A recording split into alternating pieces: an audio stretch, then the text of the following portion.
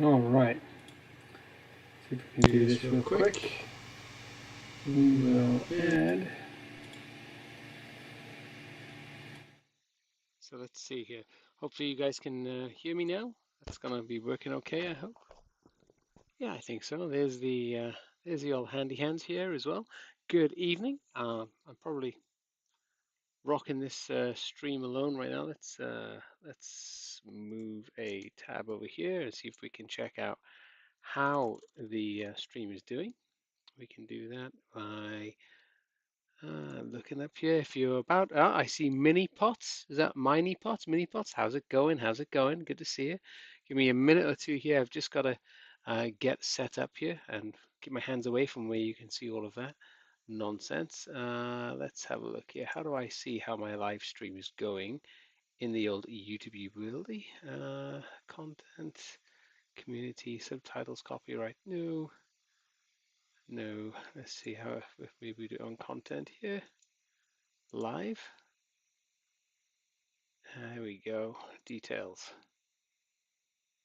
Lovely, lovely, lovely, lovely. And what I want to see is how many people are actually tuning in. Be nice to know every once in a while, right? Analytics, maybe? Who knows? Who knows? Anyway, we're going to jump in anyway. Good evening. So we are looking tonight at a couple of things I have up my sleeve. These are products which are either being prototyped or they're being checked out, and maybe a chat, an opportunity to discuss with you guys what and how you'd use it. So I'm going to start off with this little guy here. Now this may look like a whole bunch of crazy stuff that's going on. I need a pointer of some kind, but once we break it down, it's pretty easy, really. These little green boards here, these are already released. These are Western light boards, and what they do is they detect the presence of a magnet. And so this board is designed to raise and lower a portcullis up and down, like a gate up and down in a scene. And we put a little magnet at the bottom of the gate so that when this is pulling the gate higher and higher and higher, when the magnet finally goes above this little circuit board, it goes, oh, okay, I've already gone to the top, stop pulling on the rope or whatever.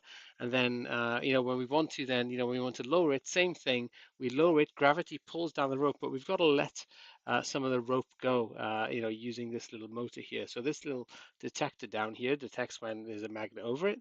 And then this one here is for a player. So if you have a player with a magnet underneath, it can be used to make that gate move up, or even make that gate roll back down afterwards as well. And so and what's driving all of this, there's a Wemos D1 Mini under here, and then this is one of the new Kilgarren Castle boards. Now what makes this little Kilgarren Castle board that plugs in on top really useful is that it's got this little chip on there, and this chip can drive a motor. So the Wemos board that's underneath, let's see if I can show you this. So you see that little one with the USB connector? That's a brain that's listening to this board, and that board, and says, hey, whenever I get a signal on one of these, do something clever, do something special. Now, that sounds like programming. Who can do that? I'm going to make this available once the video with the collaborator I'm working with comes out. But essentially, the code itself will be very easy. You plug it into your PC, you go to a website, and there's a button that says install, and it'll actually install to that board for you. So it's pretty cool like that. But um, that's kind of by the by. The little board I wanted to show you guys, and this is going to sound so silly, but I made a bunch of these for myself, and then one of the content creators I work with was like, dude, this is brilliant. This really solves a problem. Okay, it's this little guy by here. I'm not sure if you guys can see that very well. Let me zoom up a little bit here, or bring it up. This is a power strip, not like the kind you have in your house. Yeah, actually it's kind of similar to a power strip like that. But essentially, all the ones on this side, all these pads, and there's no holes in them. You just put a blob of solder on. You push your wire into the molten solder, pull your soldering iron away, and then let it cool down around the wire, and it takes like 3 seconds. This is the fastest way of giving all of these little boards around here because this one needed power, right? The red one going into it. This one needed a red one power going into it. This one needed power red one going into it, and they all needed grounds as well. So black, black, and black, and so on, right? So, I needed a way to really easily and really quickly connect power and ground in a lot of places. So I had these little circuit boards made, and they're surprisingly useful. I know it sounds silly, but when you do need to distribute power quickly, and the circuit board has to be small. You don't want things you have to wire up to, and you have to do a big soldering connector and stuff. So these are just. Let's see if I can show you on here a little better. Here's some I made earlier. You can see these are just little pre-tinned pads. They've got a hole in them, but I don't use the holes in them. Um, I just put a blob of solder on there, as I said, and then bring in the wire, the bare wire. You heat it up, push in the wire, and then pull the heat away, and it cools down, and that's it. I know that doesn't sound very exciting, but a very, very cool little board. So then I designed these to be in triples. So what you do is you snap some off, and these are three in line with each other. And I'm not sure if you can see this very well, but these pads just here look different. And what this does is if you put solder blob over this triangle by here and make a blob from there to there, it passes the same signal down across all of these. Hello, Lisa. How you doing? Lovely to see you, my darling. You tempted me to come back to the world of streaming. Ah, yep. Hey, Cross. Good to see you. You're right. You really might think of it as a bus bar. But the thing is, it's tiny, right? Let's put this in scale. Here's a memory card. So it's less than a quarter the size of a memory card, and so yeah, really useful if you want to add, yeah, you want to add that. This is a 15 connector version, same thing.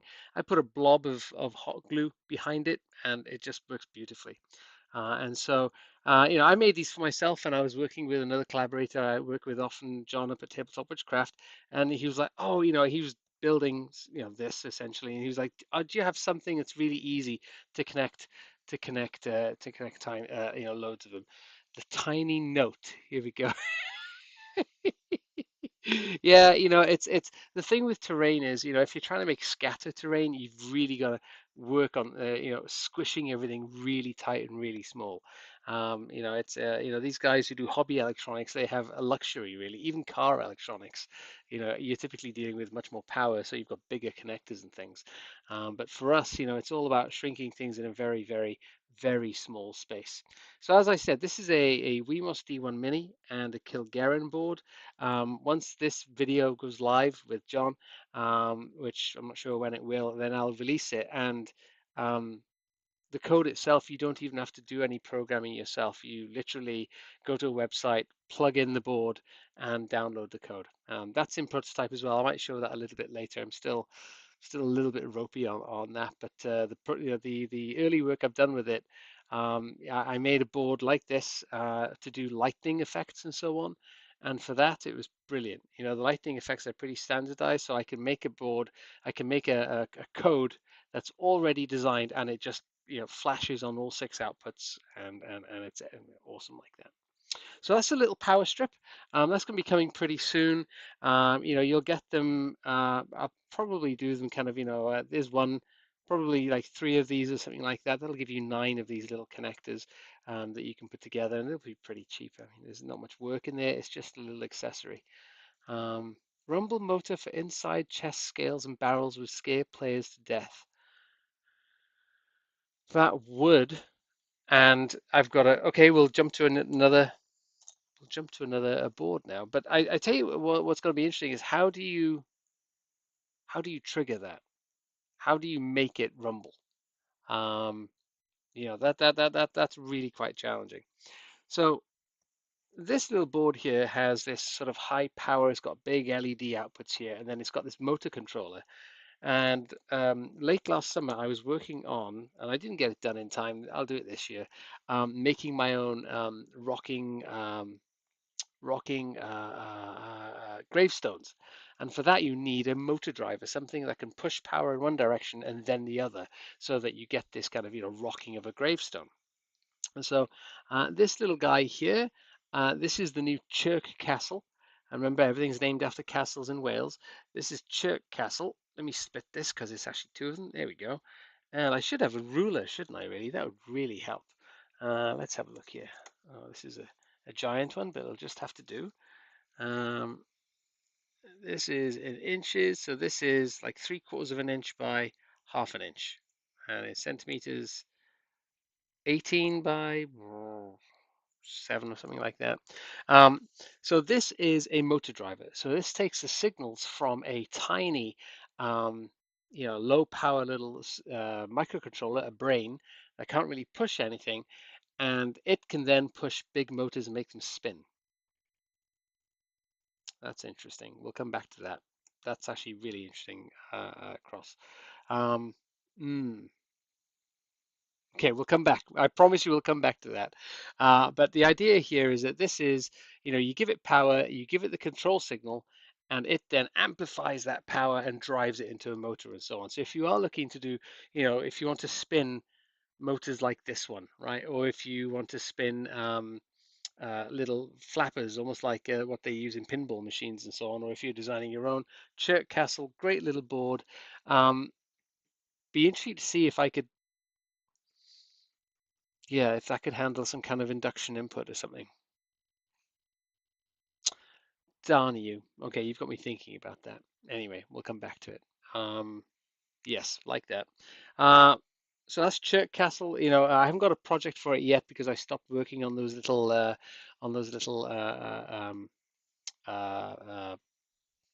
gravestones. But definitely, there were 24 of them I needed on that board. So this is ideal for that kind of thing. Induction under the board, power it on, rumble stop, power rumble stops. Yeah, definitely possible. Definitely possible. I wonder if there's easier ways than that, but that's definitely a one that could be done. Let me have a look here. So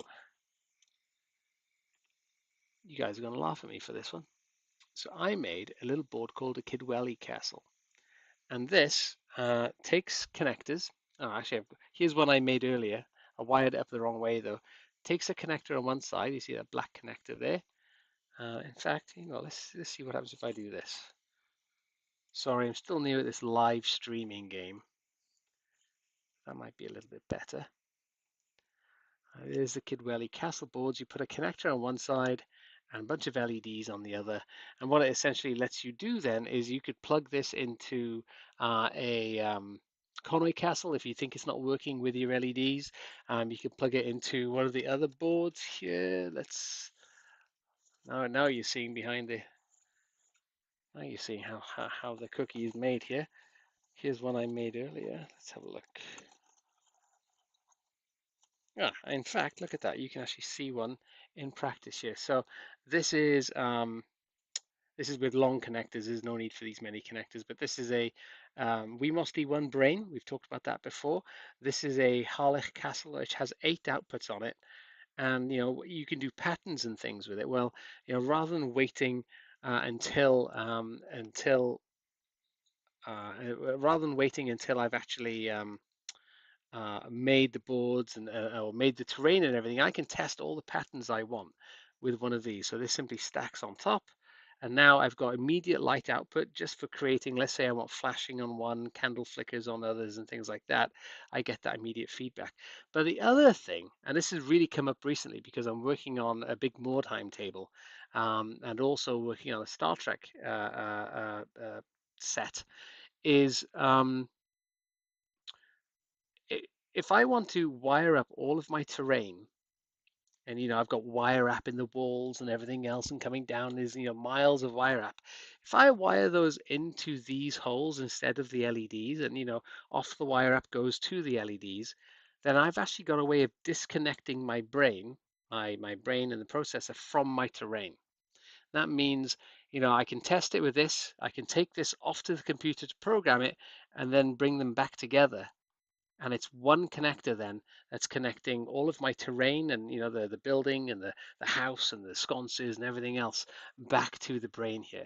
And that'll even work with something like a connoy as well. So if you're ever unsure about your connoys, or maybe you want to reuse your connoys from one terrain piece to another, this makes that nice little kind of connector that you can hang on there.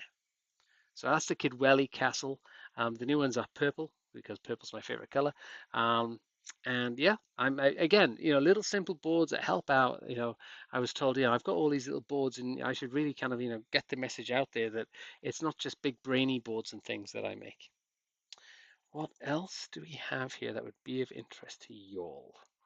To y'all, to y'all, to y'all.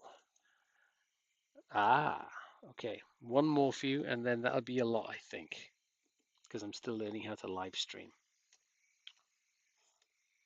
This is a brand new board. I've only got a couple of them prototype. This is a Caerphilly Castle board. And you're like, what the hell is this thing now? It looks the same as everything else that David makes. This is designed so that once it's all populated, you can plug in a, come on, David, where's your brain here? You can plug in a, this is perfect, actually, Wemos D1 Mini directly into it. Well, David, doesn't everything just plug into a Wemos D1 Mini? Why do you need something underneath? I'll tell you why. It really feels like I'm having a conversation with myself now. This is a Harlech board. This handles output signals really, really well. But one of the things that I didn't really think through is how do we control it? How do we send signals to it? When I designed this, things were designed just to like run patterns forever. Like while there was power in it, just run patterns, and don't handle anything from the outside. Well, this little board sits underneath your Wemos D1. It can handle an infrared receiver, always quite nice. It'll handle RGB LED outs. So if you want a big string of RGB LEDs, that's perfectly possible. It'll handle inputs from buttons and things like that quite nicely. It'll switch on a big power to the outside. So if you want to use it to switch on another connoy or something like that, you can do that whenever you get an infrared received message or whatever. Um, and I thought to myself, that's actually quite useful because most of these little boards that I make to go on top of a Wemos, they're all about outputs, and this handles kind of lots of inputs. And the other thing it handles, and this is where things are going to get really crazy for you guys. For those of you that have stayed, I'm going to show you a prototype of something pretty wild. This little connector by here lets me daisy chain and connect to lots of other boards that do cool things. Like what, David? Yes, so the new ones talk to each other. Well, they've all talked to each other over the years, Lisa. Um, but in this case, here we go. Here's the Caerphilly Castle board, right? And it's set up. You see this little wire that's coming out of it, and that goes into this and out of it onto this one. This lets this talk to a lot of other standard boards without lots of connectors, and it means that you can hide this under the floor of the entire piece of terrain. When you're stacking boards higher and higher, vertical space is a real challenge in terrain. It's a lesson I learned pretty quickly. Vertical space is a challenge, whereas horizontal space, you can hide it under the floor in many cases. So I am working on a big piece for a Star Trek collector in California, and he wants the original set of Star Trek, the original series. But he wants the set so you can actually see like the fake walls and the sawdust and everything else, right? And the guy who's been commissioned to make this came to me and said, I need something that can do over 100 LEDs because you've got the main ready room, you've got the bridge, the engineering, and all of these different rooms from Star Trek. And I was like, whoa, 100 LEDs, bananas. I'm a bit scared of that. I'm like not scared, but like I was even my Harlech Castle boards can only talk to 8 LEDs. So I was thinking that's going to be like 12, 13, 14 of these boards. There's got to be a better way than that.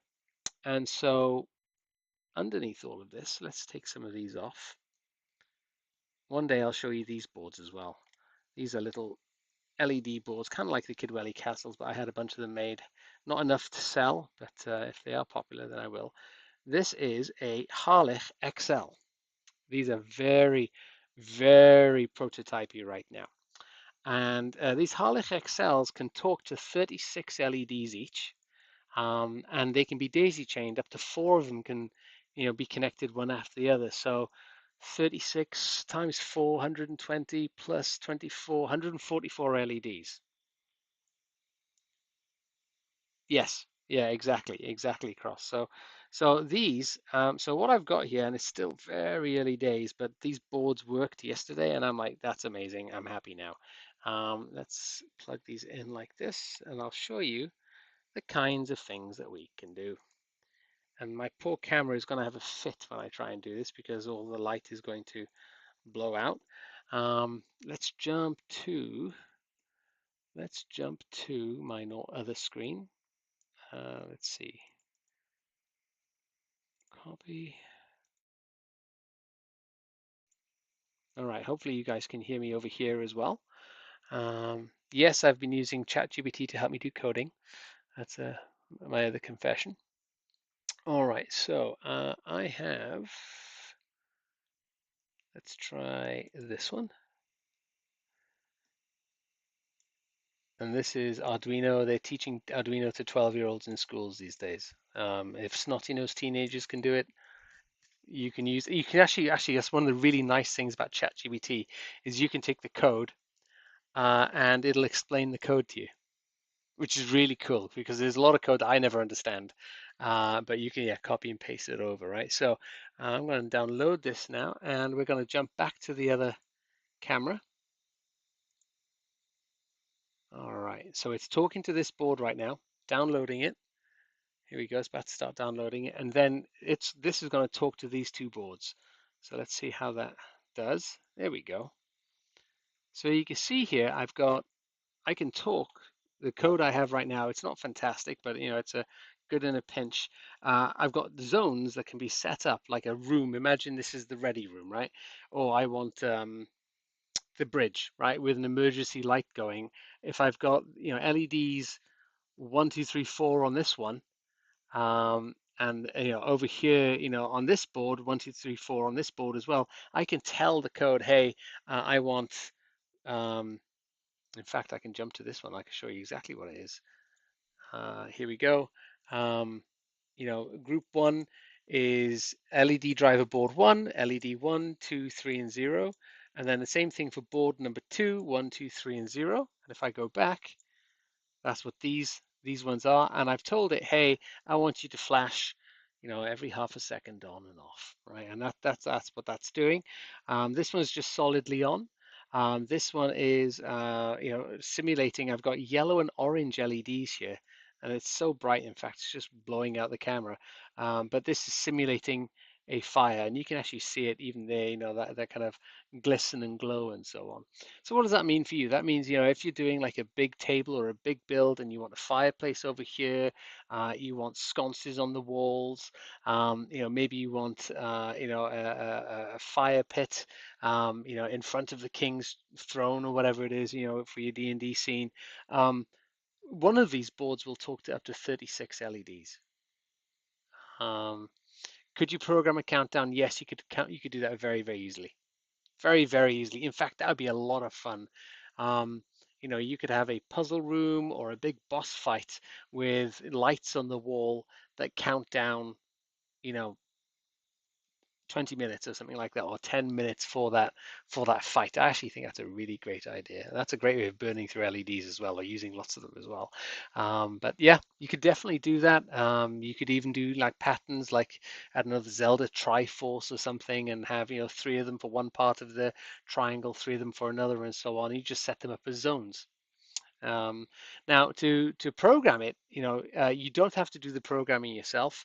What I'm learning to do right now is use ChatGPT to take my code examples, and then you tell it, hey, I don't want you just to flash on and off. I actually want, a countdown on LEDs 1 through 8. They all stay on to start off with, and they count down in 30-second increments or something like that. And with a little bit of back and forth with ChatGPT, it'll actually write the code for you. Um, Thinking about a Star Trek bridge countdown. I'm not sure I know what you mean by that, to be honest with you, Lisa. Um, yeah, not sure. I've never seen that in the show where they have a countdown or something, but yeah, a lot is possible. You don't need crazy skills. In many cases, you can give, ChatGPT your example, like my code example, and you say, hey, this is working on my circuit board, but I need to change it to do this. And you can be quite conversational with it. Let me see if I can show you an example here. I'm going to switch these around. There we go. We'll put that there. Um, Here we go. It's been a long conversation. So I said, I gave it a link to some code and I said, hey, start with this example. However, talk to the boards on 34 and 35. That's the address. It thinks about it. It tells you what it's thinking about, and then it gives you code back. Oh, I like that, Lisa. Where it's set to explode. Yeah, that could be really good. And you could also tie that to an MP3 file that has sound clips from the Starship Enterprise, and it'll play them in sequence. I really like that. Anyway, ChatGPT can help with that. I'm going to do a video on how to do it. Um, yeah, I like that. I like that a lot. I mean, nothing runs a tabletop RPG like, a time crunch, right? Um, and that'd be a great one shot, you know. Yeah, really, really like that. Let me catch my breath here.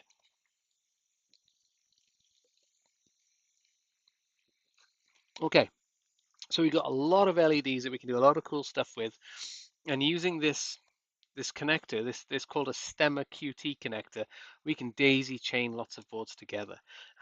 This week I even had a little oh, I got to go back to the other screen. Hold on, sorry, it's me being bad at hosting live streams. I've even had like small OLED screens working as well, right? If you ever saw um, John years ago did a Cyberpunk. We had that on there as like the display status for a power station or something. So yeah, you could even have that as your little screen with a number on it or with a timer counting down, along with LEDs, along with sound effects and all that kind of thing. That's a really great example. I'm going to think about that. So what else? What else is new? What else is cool? Um, I think that's about it for now. What else do I have here? I think I may have shown some of you this last year. Oh, there we go. This is one of the flippy flappy um, motors that I made for gravestone. So you put the foam gravestone on this, and then all it does is it flips back and forth just a little bit, but it's enough to kind of scare the bejesus out of you when you're not expecting it. And that could be driven comfortably with something like one of these, right, with the IR remote to say start flipping random ones, and not these boards exactly. You'd actually use some other boards along with the Chirk Castle boards to drive one of these back and forth. So yeah, it's a great example to give that countdown timer thing, even if it's not a Starship. Well, it could be a Starship Enterprise, but um, I'd have to find a collaborator to work with on that, I think. I don't think my foam and glue skills are quite good enough for that. So there you have it, folks. We're up to half an hour. I think that's a great point to kind of call it to an end. Um, Lovely chatting you, Lisa. Thank you for joining me. Cross, thank you for joining me. And I saw that I haven't seen anything from Miney Tot, but yeah. Oh, has to be PC, can't be iPod or phone. I'm sorry, Miney Tots. I didn't see that comment earlier. Has to be PC, can't be iPad or phone. Uh, so when you're programming these at the moment, it would be on PC. Um, but there are certain ways to, um, yeah, you might be able to use an iPad. You might be. It has to be Chrome. Yeah, I don't think it'd be iPad then. I'm sure Apple wouldn't let you do really cool stuff. They like to let you do safe stuff. But yes, thank you both. Thank you everyone. I really appreciate your time, and please do come back and join me next time. I'm hoping to be able to do this next Friday. No, next Friday is Valentine's Day. I'll be a dead man. so I'm doing it next Friday. But maybe next Thursday night, I'll share with you a little bit more on how we take something like ChatGPT. We take a code example of mine and how you can ask it to do different effects and so on. Okay. Thank you all again. Have yourselves a good evening, and I'll speak to you soon. Take care.